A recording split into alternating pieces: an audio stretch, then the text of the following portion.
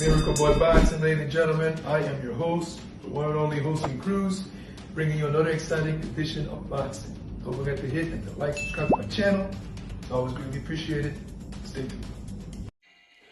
Miracle Boy Boxing, ladies and gentlemen. I am your host, Hosting Cruz, and guys, Puerto Rican boxing is on fire lately, ladies and gentlemen.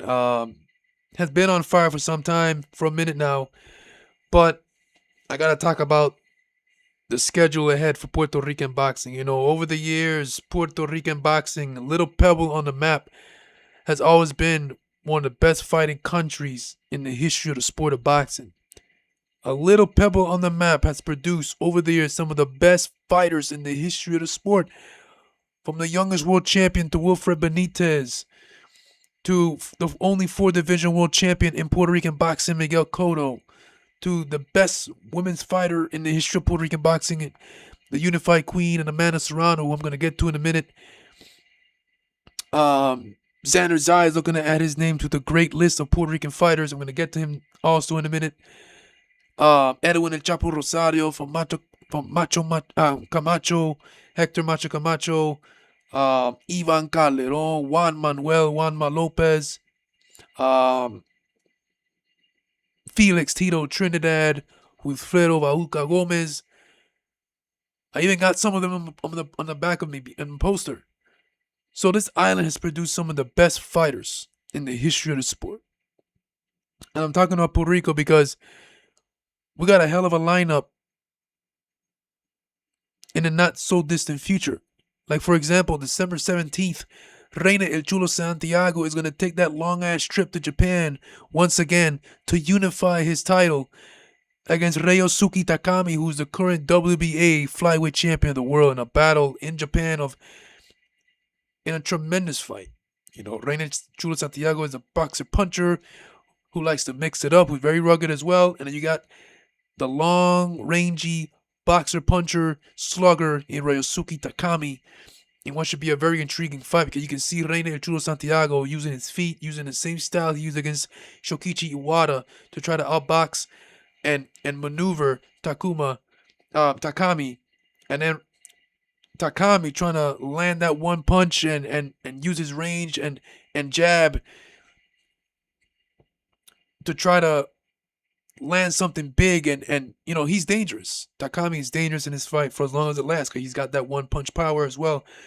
So you got that fight, Reina Chulo Santiago, in that unification battle in December 17th in Japan. And then you got January 3rd, live from Coliseo Roberto Clemente in San Juan, Puerto Rico, the rematch of a bloody fight of the year fight, one of the best, if not the best female fight I've ever seen. And these women, based on paper, are going to top that. And if they top it, it is going to be nuts.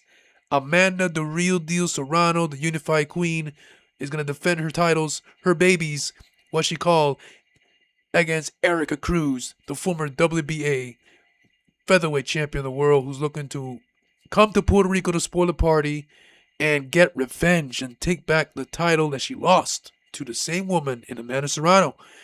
These two women did 2-minute 10 rounds. These two women are going to do, based on my understanding, 12 rounds, 3 minutes. If not 10 rounds, 3 minutes. I know 3 minutes are there for sure. So you're going to add an extra minute to the crazy barn burner they had 2 years ago in New York. In a fight that Amanda, based on my feeling, won by 1 point. That shit was razor thin, brutal, bloody. And these two women are going to tear the house down in the Coliseo Roberto Clemente. I got my ticket. I got front row to this shit. And I can't wait. Subriel Matias, my guy. See the bandana right there? I wore that shit to New York when he fought Alberto Puello. And I'm going to wear it again as he takes on Dalton Smith, defending his WBC Junior Welterweight World title in what should be a cracker of a fight, because based on Dalton Smith, what he said in the pre-fight press conference, he's going to stand in the pocket and fight Subriel Matias. So Subriel Matias is going to go to New York once again and defend his title for the first time against Dalton Smith, who's the mandatory for Subriel Matias in what should be a very underrated cracker of a fight. Two guys going in there with dynamite in their hands, who's going in there to mix it up, give it their all, give the fight fans a fight that they'll never forget. Subriel Matias has a goal in mind, and that's to make Dalton Smith quit. Dalton Smith undefeated, doesn't know what it's like to lose, much less quit. So that's the intrigue part here. Can Subriel Matias do a no mas tias on Dalton Smith? We're going to find that out. And then on January 31st, this is the thing what's going on here. On January 31st, Xander Zayas comes back home for the first time in about, 4 years. The last time he had a fight in Puerto Rico was like in his third or fourth pro fight. Now he has 20 professional fights, and he's back as world champion in a unification against the WBA champion, Abbas Barao, in what should be a fantastic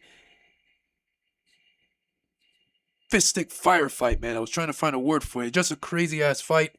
So you got Xander Zayas coming back home at the Coliseo Roberto Clemente in front of his people. The pressure is already there.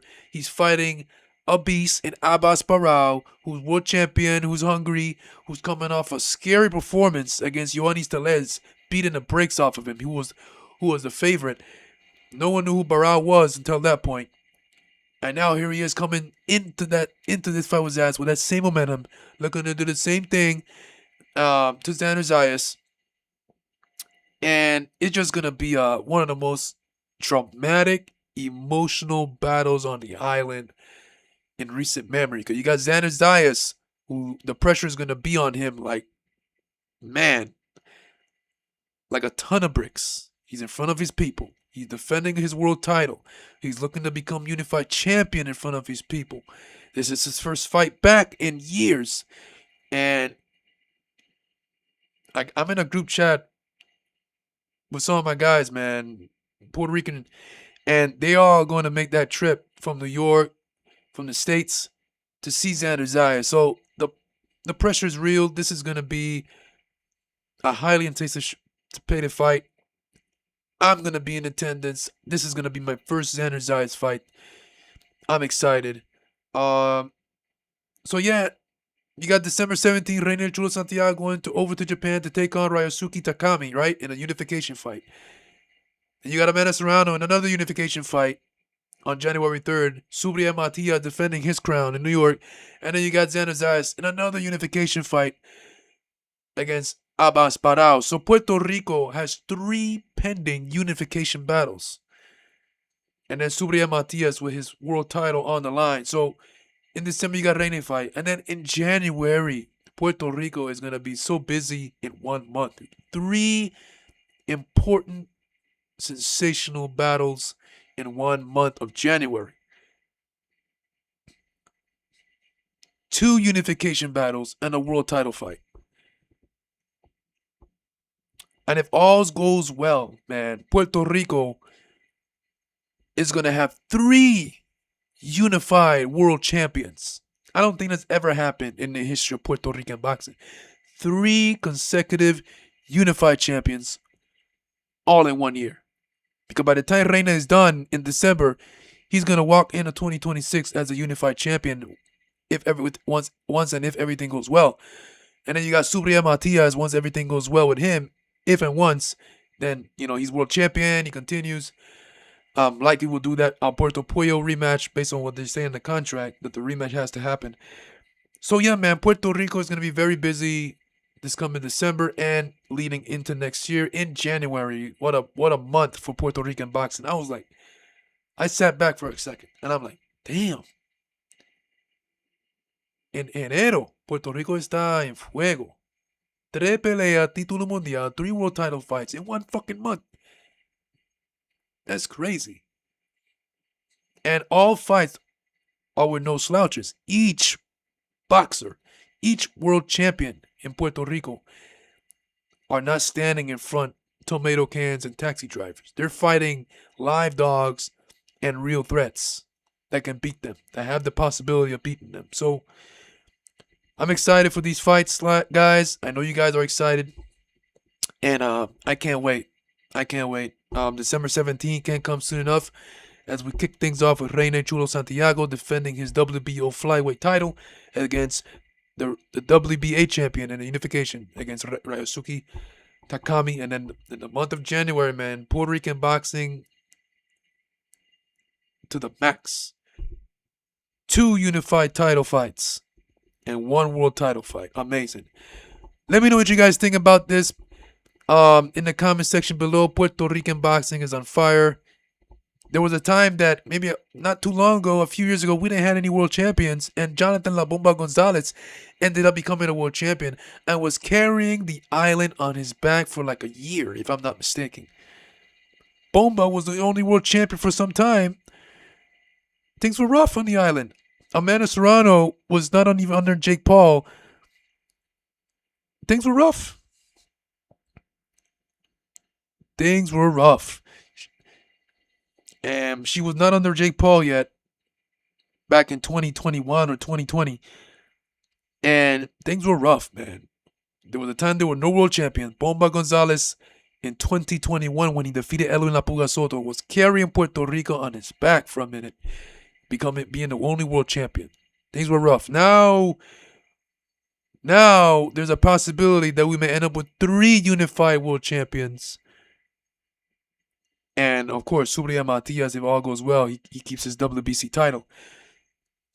4 world champions. 3 unified and 1 world champion. Miracle Boy Boxing. I'm your host, Gil. Don't forget to like and subscribe to my channel. It is always a pleasure to talk to you guys about boxing. And I'll see you guys in my next video. Peace. Hold on one second. I had to come back. I know I said that Xander Zayas is going to be taking on Abbas Barao at the Coliseo Roberto Clemente. He's not going to be fighting at the Coliseo Roberto Clemente. He's going to be fighting at the Coliseo de Puerto Rico. El Choliseo. The Madison Square Garden of Puerto Rico. El Choli. Vamos.